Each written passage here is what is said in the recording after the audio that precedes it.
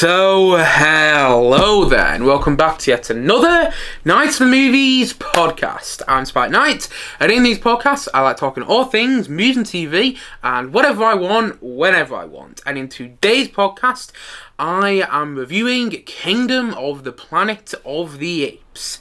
So, let's get into it, shall we? Kingdom of the Planet of the Apes is the new film in the Planet of the Apes franchise, and is a follow-on from the last three Planet of the Apes movies, which consisted of Rise of the Planet of the Apes, Dawn of the Planet of the Apes, and War for the Planet of the Apes, all of which I thought were brilliant.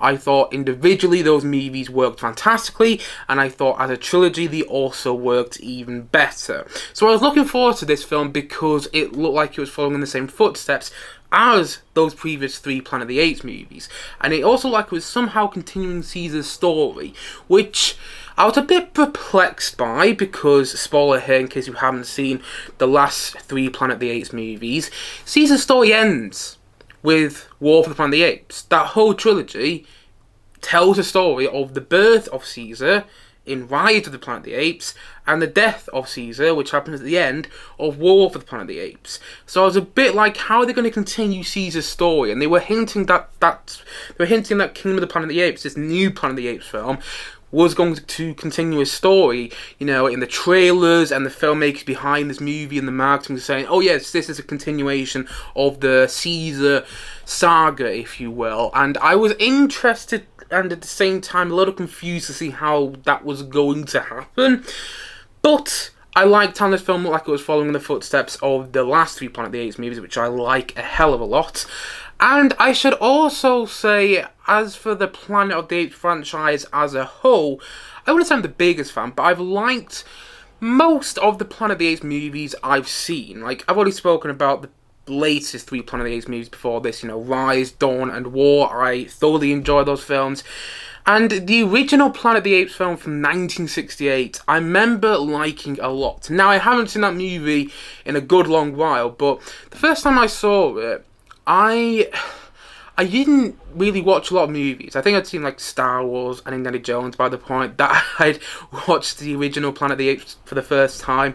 And I didn't really think about movies like this, but I was quite struck by the imagery and the twists and the turns and the storyline in the original Planet of the Apes movie from 1968. I mean, everybody knows about the famous twist at the end of that movie, and I was really taken aback by how that movie really worked to me and how it left a mark on me, because I haven't seen that film in quite a long while, but I still vividly remember quite a bit from it. And then you get these sequels to the original Planet of the Apes movie.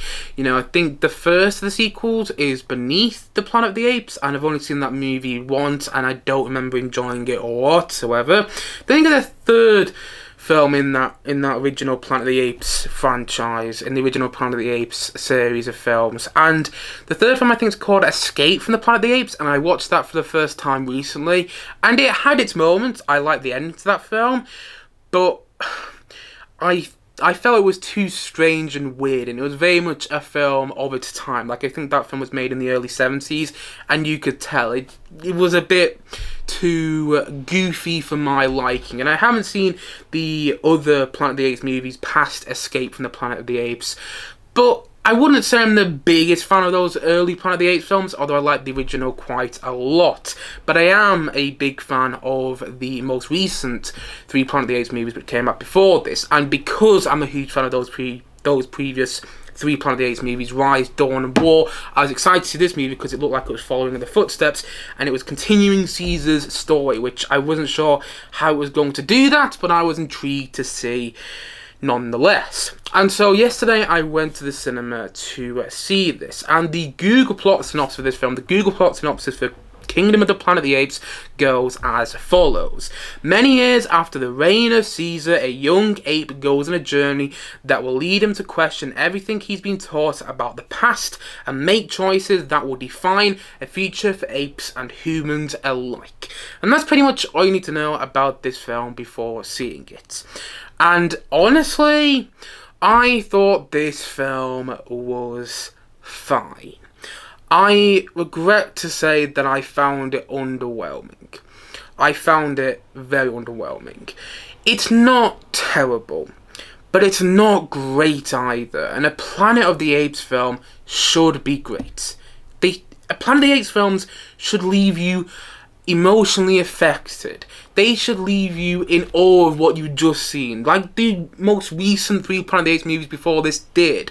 I remember watching Dawn of the Planet of the Apes in the cinema and being really taken aback by how in awe I was of everything that I was experiencing, because I'd seen Rise of the Planet of the Apes, but I hadn't seen it in a cinema, and I'd only seen it on my TV. And when I went to go and see Dawn of the Planet of the Apes, I wasn't really expecting much, and I came out the cinema thinking, wow, that was incredible. And I remember in 2017 going to watch War for the Planet of the Apes in the cinema, thinking, okay, it's not going to be as good as Dawn, and I'm not sure if it was as good as Dawn, but I still remember leaving that cinema and feeling emotionally affected by what I'd just seen. But I didn't feel any of those feelings coming out of Kingdom of the Planet of the Apes. And I think the biggest reason I didn't feel that is because I didn't feel this film had a good story to tell. I didn't feel this film had a story to tell and wanted to tell its story at the same time, if you follow me. You know, I was sat there watching the film, and visually it was stunning, and there was things I was liking about it. There was some interesting ideas in there, not totally well explored, but there were some interesting ideas in there. But all I was thinking was, it doesn't have the same feel of those last 3 Planet of the Apes movies. Like, those last 3 Planet of the Apes films, they had a story to tell, and they were telling their story, and you can feel the passion that was going into it. You could feel that everybody was on screen, everybody was behind the screen, everybody was behind the camera in those past 3 movies, those last 3 Planet of the Apes films, wanted to tell this story. You could feel that with Rise, Dawn and War, and whilst with Kingdom, you don't really feel that though. It feels like they're just continuing the franchise because Planet of the Apes, and it's a well-known IP, and it makes money, and I would rather them have found a good story to tell, because I didn't really care about the story in this movie. I didn't really care about the characters too much. There were some interesting elements to the characters that we meet in this film, and I liked the orangutan character, though that might be just because I like orangutans, you know. But I like that character. I don't know what the character's name is. Things like Racco or something. I like that character, but all the other characters I didn't really feel an emotional connection to. And when you watch Rise of the Planet of the Apes, you instantly feel an emotional connection to Caesar, played wonderfully by Andy Serkis in all 3 of those films, and I missed Caesar in this movie. Noah, our main character, our main ape in this film, he has a bit of a look of Caesar about it, but as far as I remember, he isn't related to Caesar in this film whatsoever, so I'm not really sure why he has that look of Caesar about him, and he also isn't Caesar. The character's not that interesting, in my opinion. I wanted something more about that character which made me really connect with him, but I was struggling to find that in the film. And the film itself, it feels heartless at times. It feels soulless, and I hate to say that about a Planet of the Apes film, particularly a modern Planet of the Apes movie, because those last 3 Planet of the Apes films, Rise, Dawn and War, had a strong heart within them in each one of those films. But I missed the heart and the soul of this movie. I couldn't really tell you what it was. And it did feel a little like a cash grab. Going back into what I was saying before, like they were continuing the franchise because Planet of the Apes is a well-known IP, and, you know, Disney, who now own 20th Century Studios, who produced this movie, knew that they can make more money out of this franchise, but it didn't really feel like the filmmakers behind this movie had a good story that they wanted to tell. Because I don't really remember what the story was for this film, and at the end of the film, it feels more like they're setting it up for more Planet of the Apes movies. And I'm pretty sure the filmmakers behind this movie have come out and said, oh yeah, you want to make another 9 Planet of the Apes films? I'm like, okay, that's fine, but you've got to actually have a story to tell in the next couple of movies, and also make them self-contained, because a lot of this film feels like it's setting up the next however many Planet of the Apes films there's going to be. I don't actually believe there's going to be 9 more, especially if the films continue to be the same sort of quality as this one. But okay, you know, they're planning to make more Planet of the Apes movies, make them more self-contained. I'm not saying they can't set up future movies, not at all, but the thing is, you can watch Dawn of the Planet of the Apes, the second film in the last Planet of the Apes trilogy, the latest Planet of the Apes trilogy, having not seen Rise of the Planet of the Apes, the first one in that trilogy, and you'll understand what's going on. You can watch War for the Planet of the Apes, the third film in the last Planet of the Apes trilogy, and you can understand what was going on. But here, I'm not even sure if you didn't watch the last 3 Planet of the Apes movies, you would actually understand what was going on. I think you would. I think a lot of the stuff surrounding Caesar and the importance of Caesar in those last 3 Planet of the Apes movies would sort of fly over your head.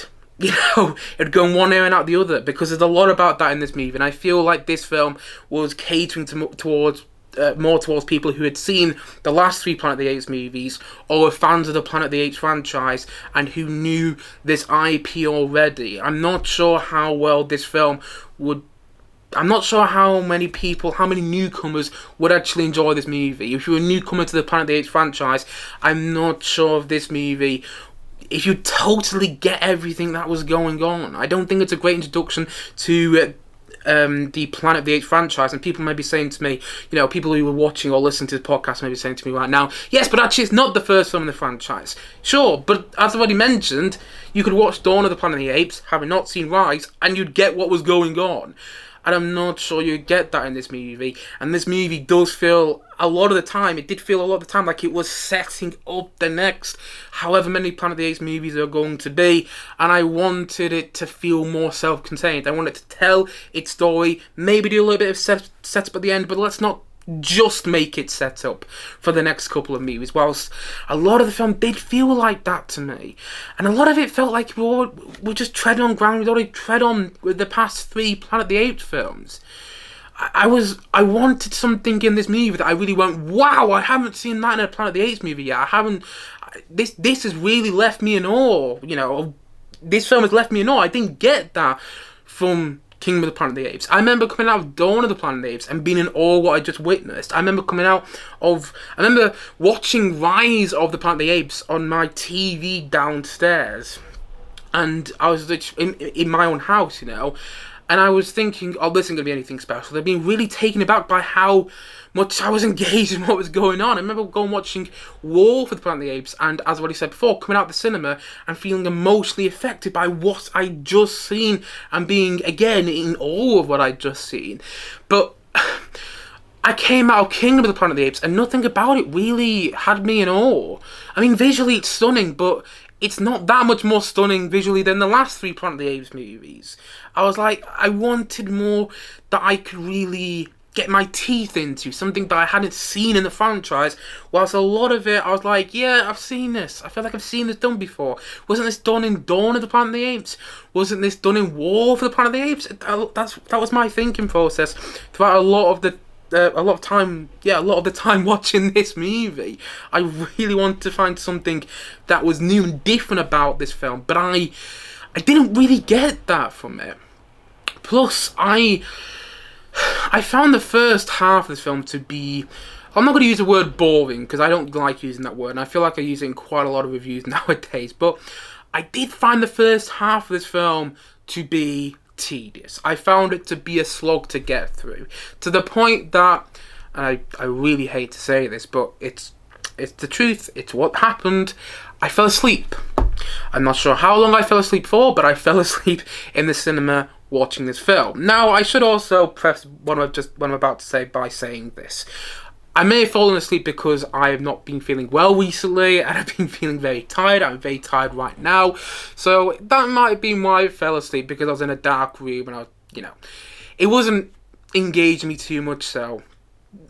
And I'm not feeling too well at the moment. I haven't felt too well over the past couple of days, so that might have been why I fell asleep.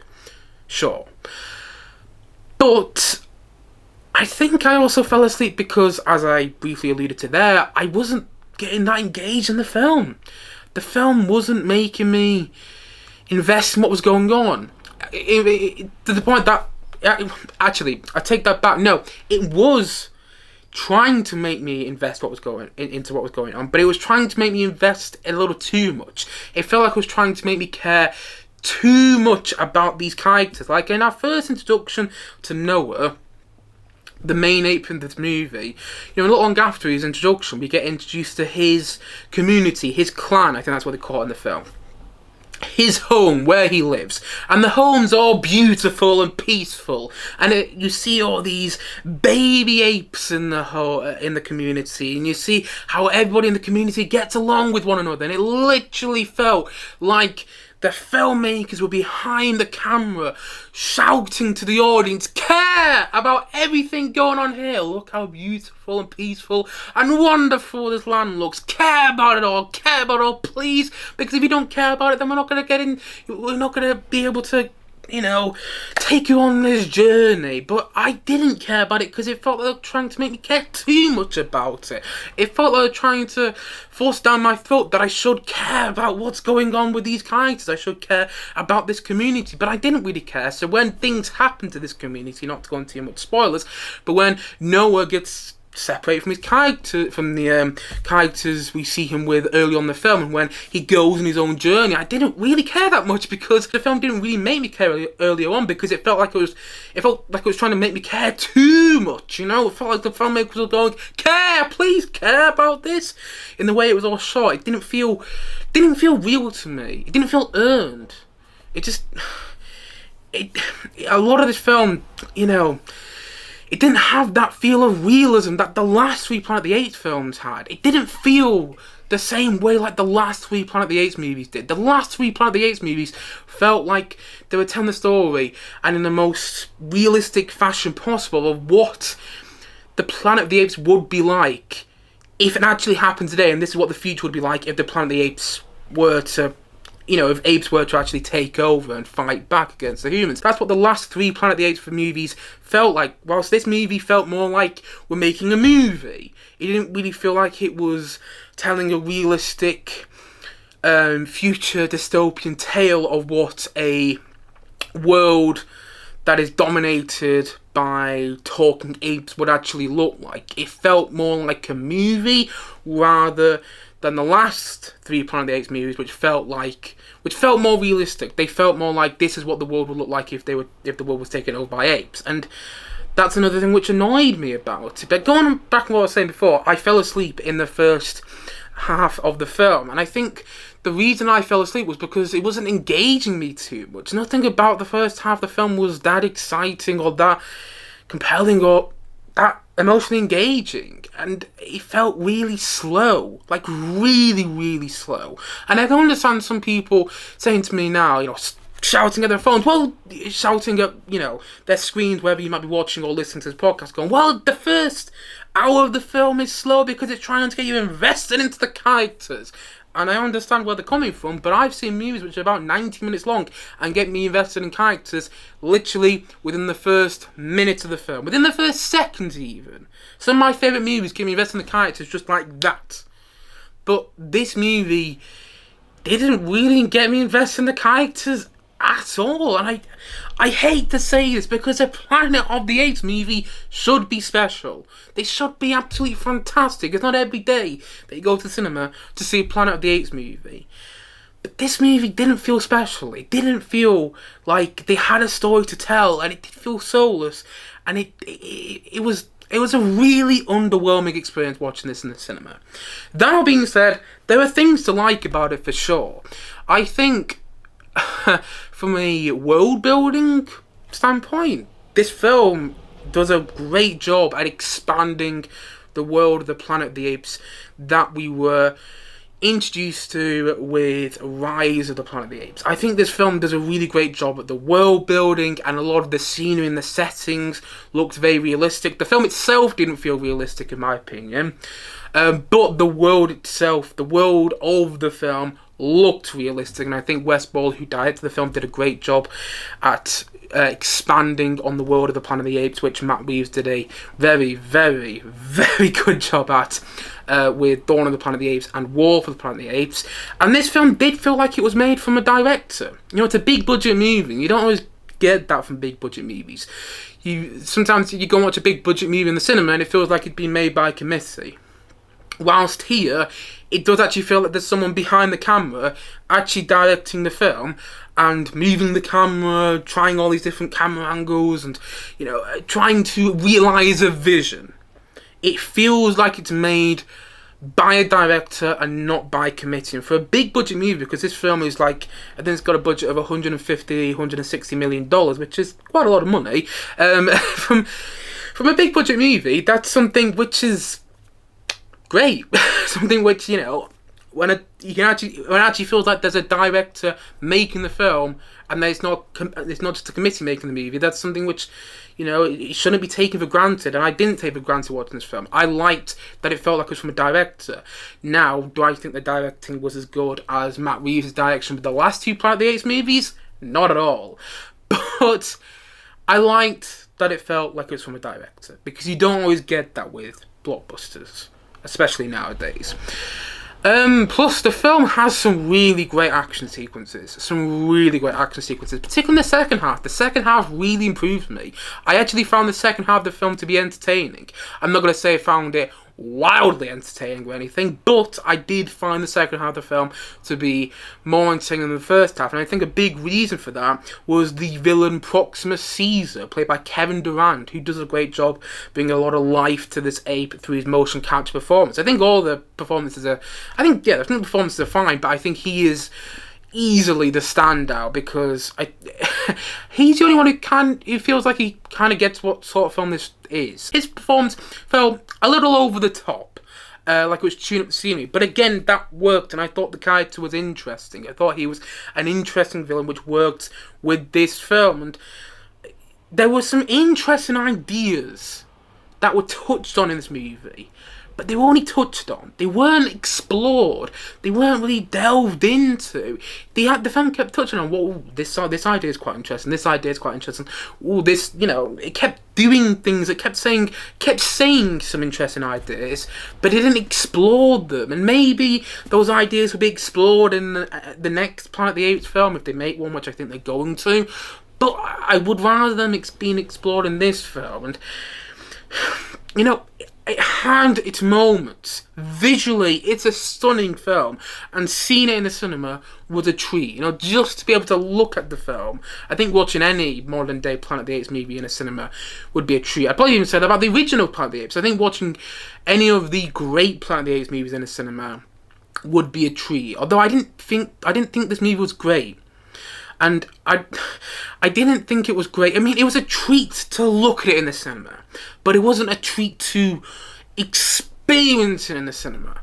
It felt more like I was trudging along with the main character in this film to get to this finale, which didn't really work for me. I'm not really sure what the ending of the film was actually about, what it was trying to set up. I mean, I've got a theory, but I'm not going to go into spoilers as well, obviously, because it's a spoiler-free review, but I've got a theory about the end of the movie, but I don't think I'm right. Because, anyway, there's just a lot of things which... This film had so much potential.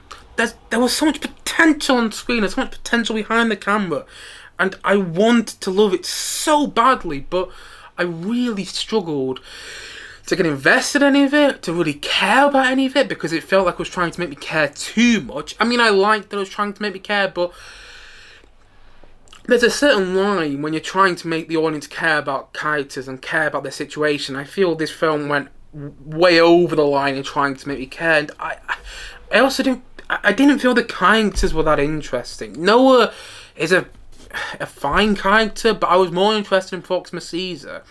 As a character, I thought he was more interesting to watch, and I thought it was a more compelling character. Freya Allan's character, I didn't really like her character. She's fine in the film, Freya Allan. I've only really seen her in the Witcher series, and I've only seen the first series of that, and she was good in that series, and she's good in this film. But the character itself I actually became more frustrated with as the film went on. She's really not that likeable, and I didn't really find the character to be that interesting either. And maybe I'm missing it because I did fall asleep for what I think was about 10 minutes of the movie, and maybe in that 10 minutes everything became clear to me about why she was so important, but I don't think that was the case. And I didn't think the human characters in this film were particularly well drawn out. I didn't think a lot of the characters were actually drawn out particularly well. I felt for a 2.5 hour movie, it both was too long and wasn't long enough. I don't know.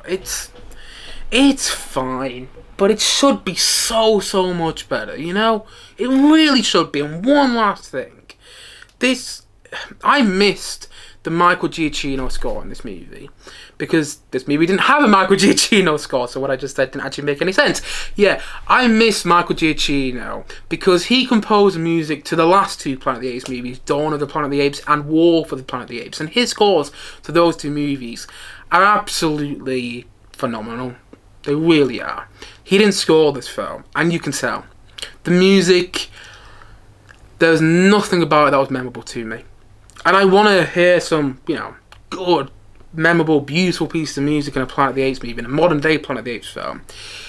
But I cannot, for the life of me, try and hum a piece of music from this film. The score isn't terrible, but it's just not that memorable. And I haven't listened to it outside of the movie, but I don't feel any need. I don't feel like I want to listen to the score outside of the movie. And I remember coming out of Dawn of the Planet of the Apes and wanting to listen to the score. Same with War for the Planet of the Apes, because that's the power of Michael Giacchino. And it's not Michael Giacchino composing the musical score to this film. For many people, this isn't going to be an issue whatsoever, but so what? It's my review. I don't know why I decided to go a bit arrogant there, but anyway, for a lot of people this isn't going to be an issue, but for me it was an issue because when I'm watching a film, I'm listening to the musical score, I'm looking at the visuals, I'm trying to take everything in, and the musical score is such a big part of my viewing experience. And with this movie, I wanted the musical score to be so much more better and leave me with more of an effect than it actually did. It felt more like the person who composed the musical score to this film, I don't know who did it, but it felt like the person who composed the musical score was trying to capture what made those Michael Giacchino Planet of the Apes scores so brilliant. It felt like a pseudo copy, and I really wanted a better musical score to this movie.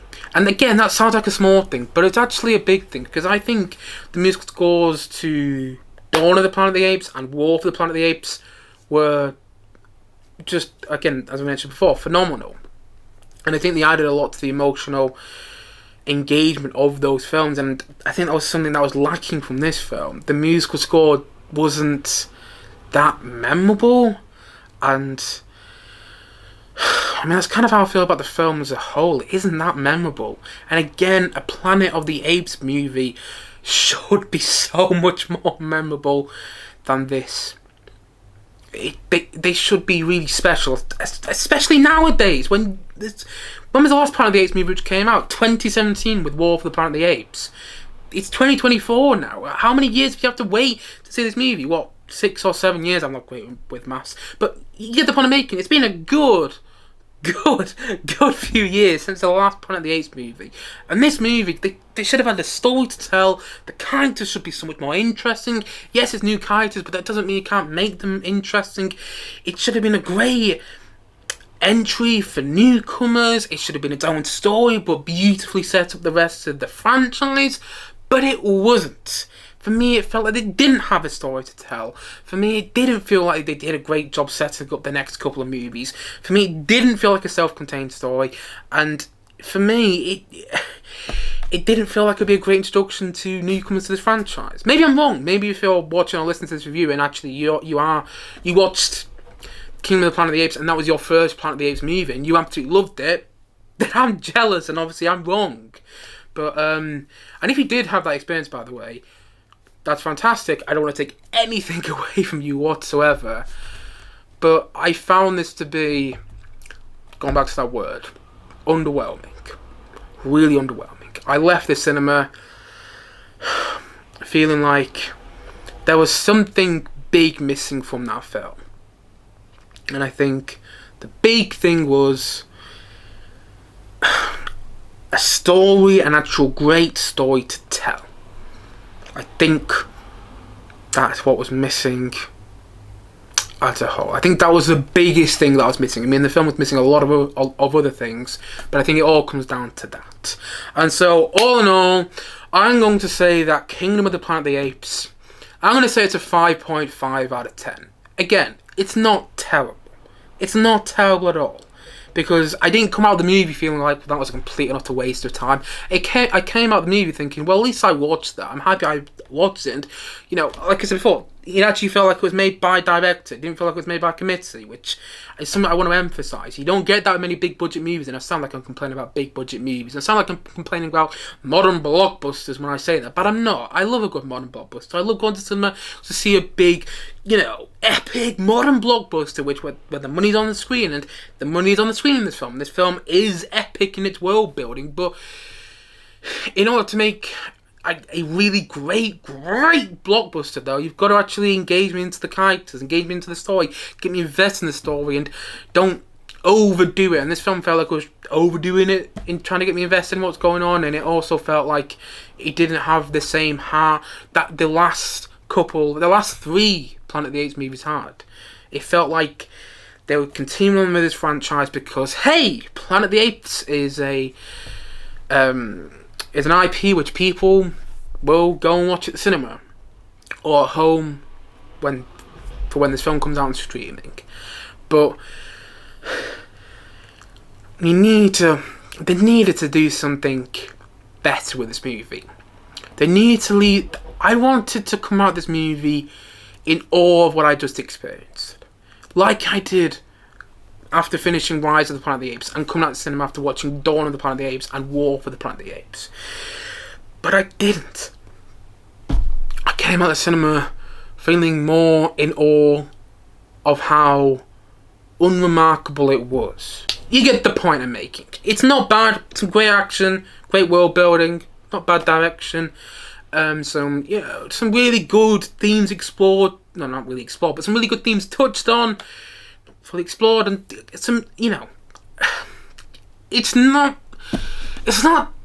that bad. It's just not that good. And that's the thing. It should be great. It should be so great. But after War for the Planet of the Apes, which did leave me so emotionally affected, I wanted more. And this film wasn't that. This film wasn't a great follow-up to War for the Planet of the Apes, in my opinion. And it just didn't have a story to tell. And I think that's why it suffers. It didn't have a great story to tell. And I don't think it was a great continuation of this franchise. But that's just me. And so, all in all, as I already said, and I was going to say once more in today's podcast, Kingdom of the Planet of the Apes is a 5.5 out of 10 from me.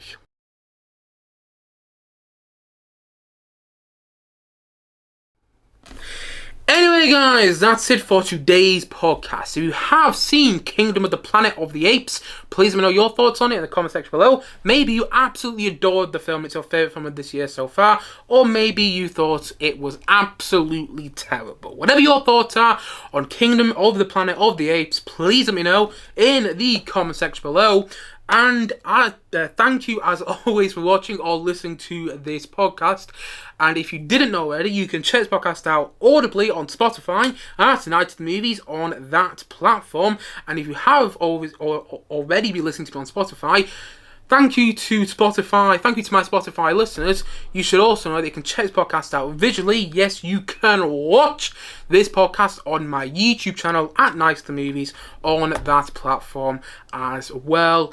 Likewise, wherever you watched or listened to the podcast, don't forget to like and subscribe, especially if you enjoy the podcast, because then you get updated on when future content is released on this channel. And I suppose this is it. So yeah, look forward to many more podcasts coming very soon on this channel.